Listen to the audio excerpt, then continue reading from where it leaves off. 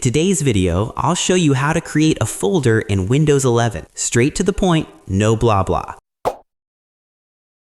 First method, the most common one. Go to your desktop or open File Explorer. Now, right-click anywhere on an empty space. From the menu, click on New and then select Folder. You'll see a new folder appear instantly. Just type a name for your folder and press Enter. And that's it. Your folder is ready. Section 2.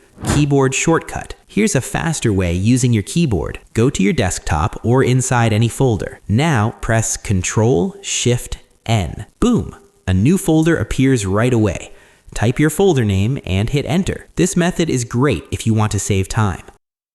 Section 3. File Explorer menu. Open File Explorer. At the top, you'll see a New button. Click on it, then choose Folder. Again, name your folder and press Enter. Extra tip. Quick tip. You can create folders inside folders to keep your files organized.